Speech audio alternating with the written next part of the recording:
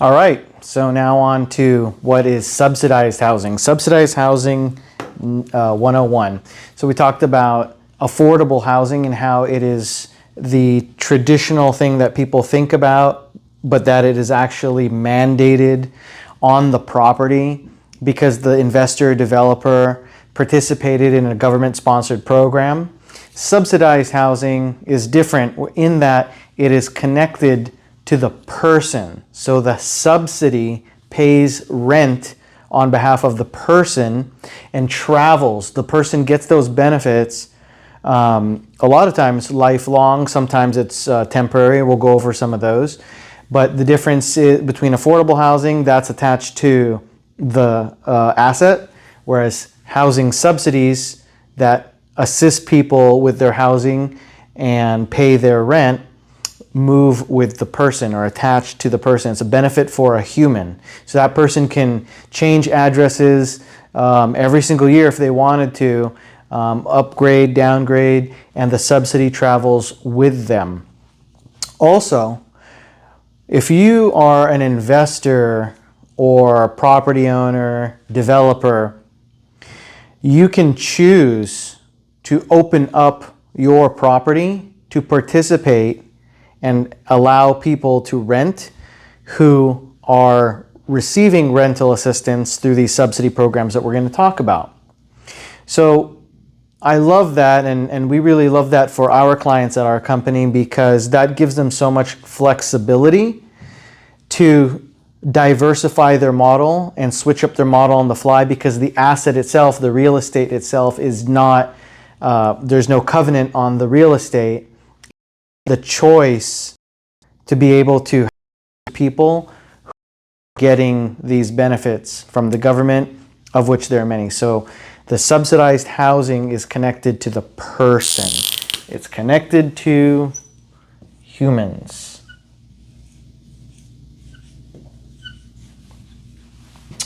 So some of the most common housing subsidies out there, I think that everybody has heard of, is Section 8, right? So I'll just do S8, Section 8. So I think most people, even outside of this industry, have heard of Section 8, know what Section 8 is. And I think there, to add a little additional clarification, Section 8 housing is a term that people heard of because they've heard of, I think it conjures up the idea of projects, so housing projects that were government sponsored, where lower income families lived, and Section 8 was paying their rent. So there is a very important distinction there between Section 8 housing and subsidized housing. The Section 8 is kind of between affordable housing and subsidized housing in that the real estate itself, in the cases of projects, the real estate itself is often funded, built, and owned by the government, or a mix between government and private, but it was certainly funded by the government for the purposes of housing people who are lower income. And then in addition to that, to operate the real estate, they're utilizing the federally funded Section 8 vouchers. So I know it's a little confusing, but I just really want to stress the difference between the two, because what we're talking about here in subsidized housing is privately owned real estate where the owners, whether developers or investors, can choose to participate in these programs, can choose to rent to people who are getting assistance through these subsidized programs to pay their rent versus having to be mandated to do it. With affordable housing traditional, the covenant mandates that real estate only be utilized for housing people who are low income, whether they're getting a subsidy or not.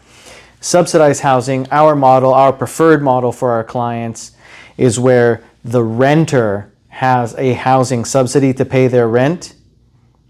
And the real estate developer, investor, owner has the option to rent and receive funds from those third-party entities that are paying the rent on behalf of somebody,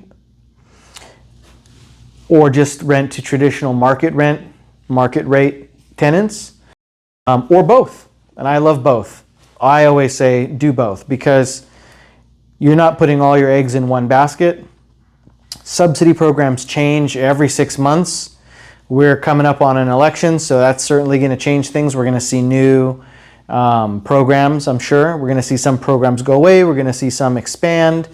During COVID, Section 8 created a special version of Section 8, and it was called EHV, the Emergency Housing Voucher. And that was a Section 8 voucher that was allotted and awarded to very specific populations, specifically folks who were already experiencing homelessness on the street and were placed in the temporary project room key shelters that were designed to take people off the street during the pandemic.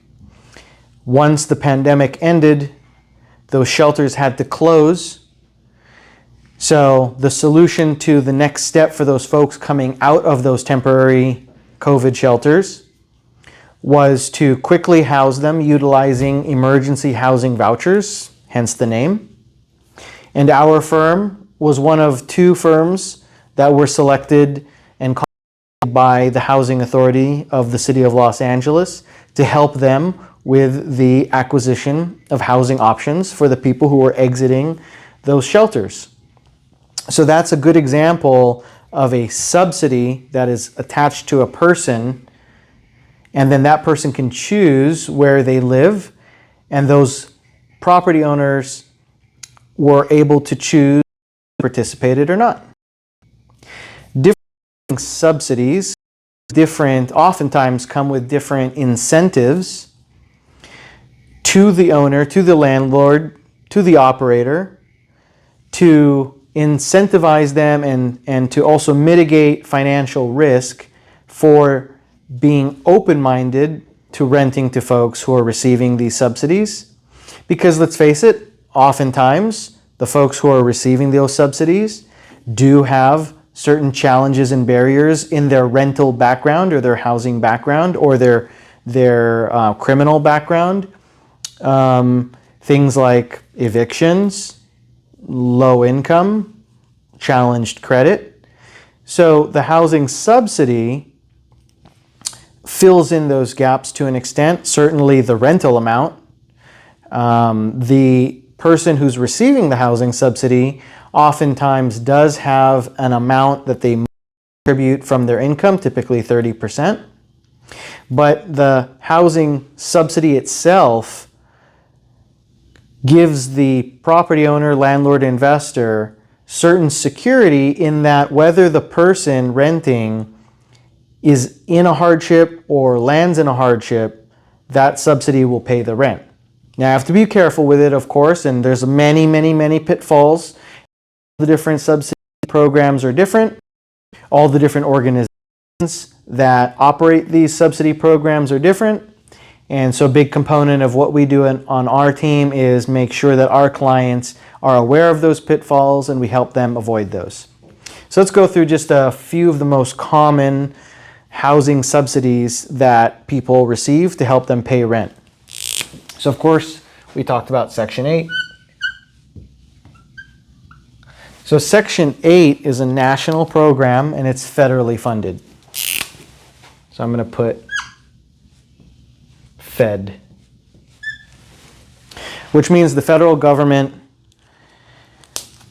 distributes Section 8 vouchers to all the different housing authorities in all the different municipalities in all the different states.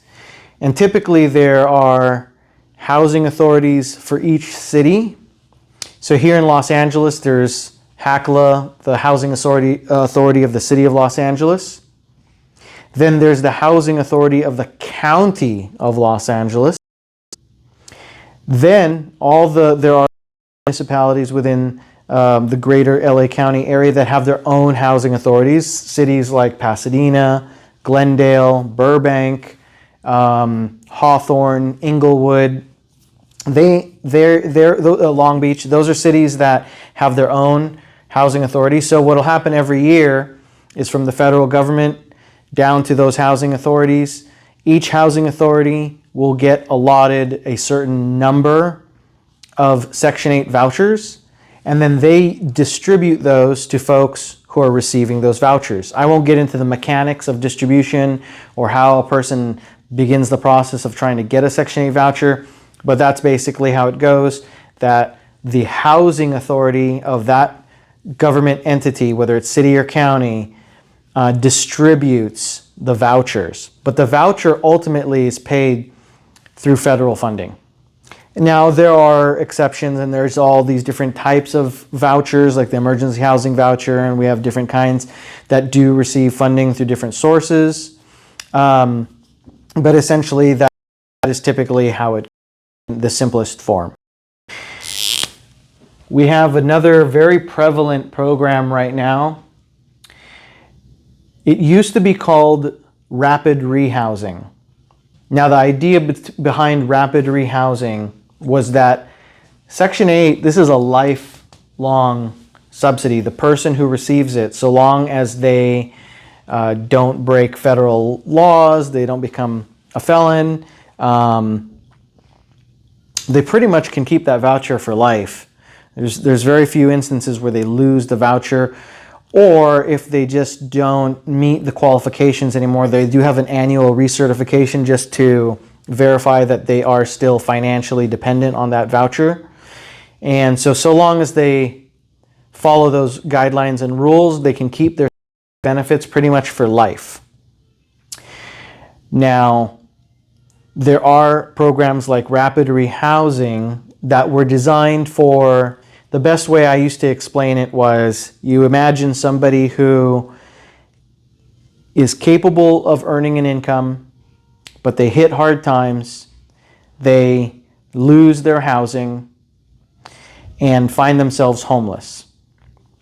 Rapid rehousing was meant to be a fast intervention, where the concept is that all you need is a little hand up to get back into a housing situation, typically an apartment, and it would be support for 3 to 24 months, 3 months to 2 years, and over that period, as you improved your income situation, because now that you've got a place to live, it should be easier for you to focus on increasing your income and getting back into the rhythm that you were before the hardship.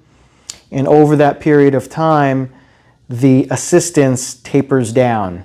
And as your income increases, the assistance tapers down to where hopefully within the 24 months or sooner, that individual receiving the rapid rehab subsidy would achieve independence. We may discuss some of the pros and cons of that strategy or that program, that subsidy idea, in a future module, but for now we'll keep it simple to that's basically rapid rehousing. Now, up until about a year ago, it was called rapid rehousing. Today, it's known as time-limited subsidy, TLS. Oftentimes, the powers that be rebrand this particular subsidy strategy. TLS, I guess, is just more literal, time-limited subsidy, because it quite frankly is time-limited. It's not meant to be lifelong like Section 8. So we'll just call it what it is today. It's called TLS. So that's a very prevalent housing intervention because it is not administered by the housing authorities. Rather, the way TLS is administered is by local nonprofit organizations who provide social services. So they're the organizations that are more or less on the ground lines on the front lines, working with people in a social services capacity, working with the community who are experiencing homelessness or a lack of housing. And they are allotted TLS funding to enroll people who need it into TLS, and then that is paid through different elements of the government. Here in Los Angeles, we have a very unique organization called LAHSA, which is Los Angeles Homeless Services. More or less, they are the governing agency over a lot of the policy and funding for housing subsidies in Los Angeles. But in other states and in other large municipalities, they do it completely differently. In Arizona, for instance, where we did a lot of housing acquisition, specifically for the subsidized housing, it's actually where we perfected the subsidized housing model. There it was administered through the nonprofits, but also through another private entity that was completely private and not government related, called Home Inc.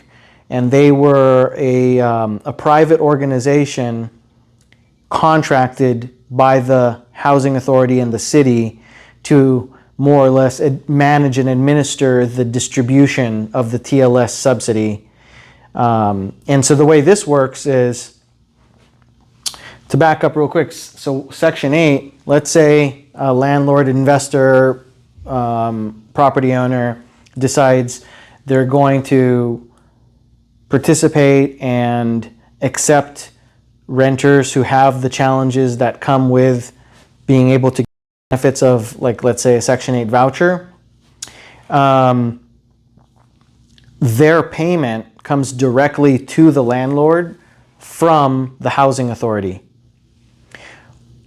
Whereas TLS, if a landlord rents to a renter whose rent is subsidized through the TLS program, their rent check is coming to the landlord from one of the local nonprofits and not directly from the government or a government entity like a housing authority.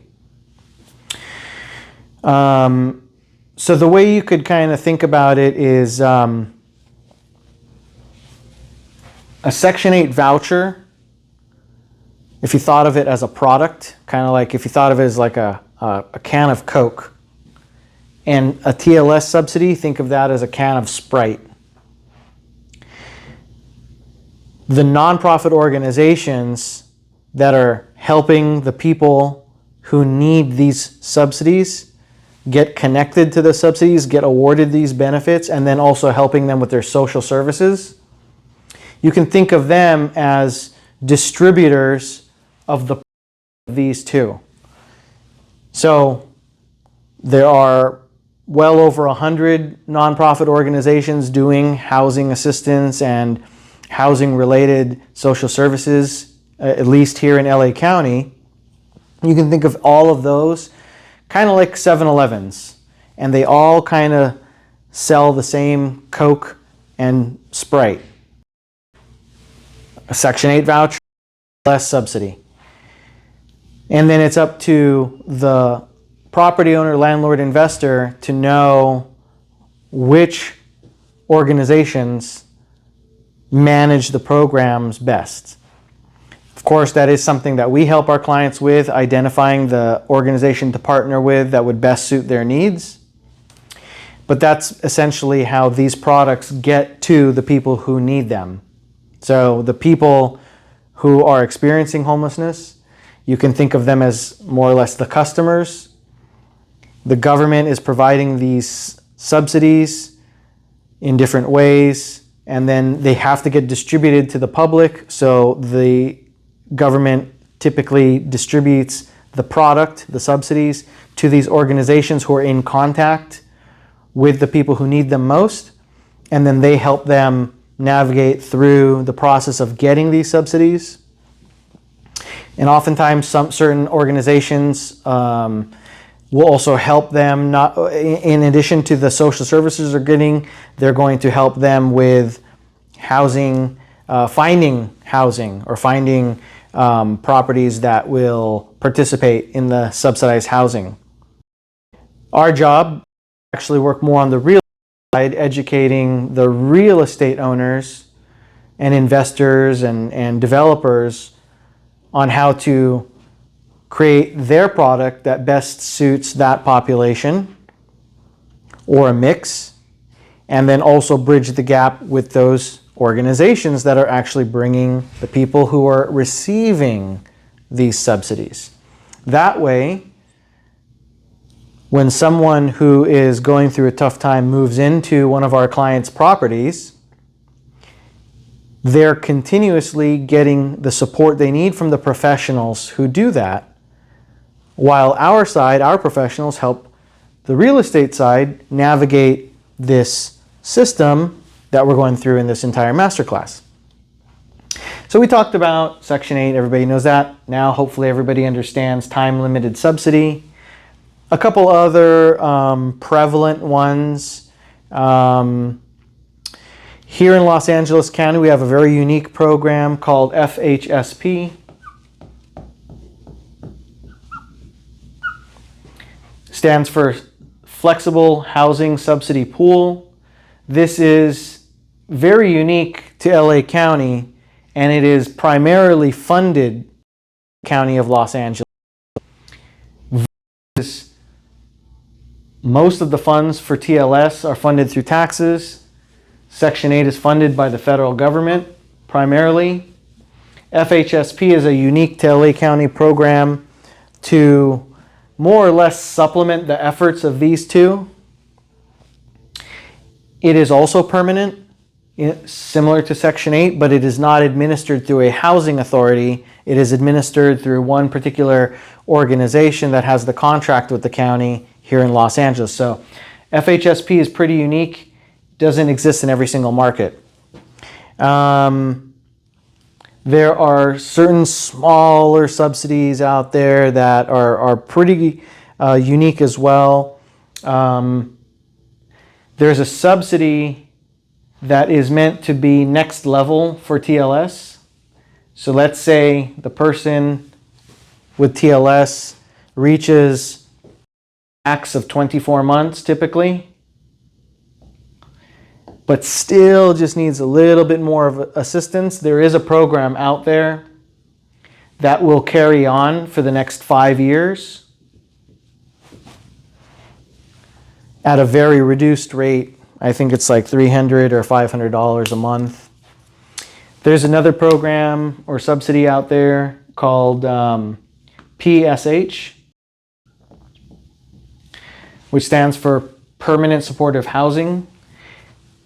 Permanent supportive housing, we'll go deeper into that in another module, but permanent supportive housing, this is another permanent subsidy similar to FHSP and Section 8, but it is again not administered through the housing authority. This is not very common, and if there are folks who are receiving this housing subsidy, they're typically already, where they're going to be housed is predetermined often by, they're going to be housed in developments that were developed, affordable housing developments developed through government programs like we talked about in the last module. And the folks receiving this are going to go straight into one of those properties, one of these new developments that are being built by the government to house people permanently. And those developments may also participate or house people who have any of these other subsidies, but primarily they're going to focus on this. So that's housing subsidies, the most basic 101 explanation. The intricacies are dense, and this landscape of housing subsidies is ever changing every year. Sources are changing, but the ideas are the same. There are a couple that are lifelong, attached to the person for the duration of their life, and there are some that are designed to be a more temporary, time-limited intervention to their housing situation. For a deeper dive into that, we'll probably do a whole separate training on that but we don't expect people who are meant to focus on the development and acquisition and provision of housing in our communities. That's what our clients do best. That's what we help them with, and then we also help them navigate this.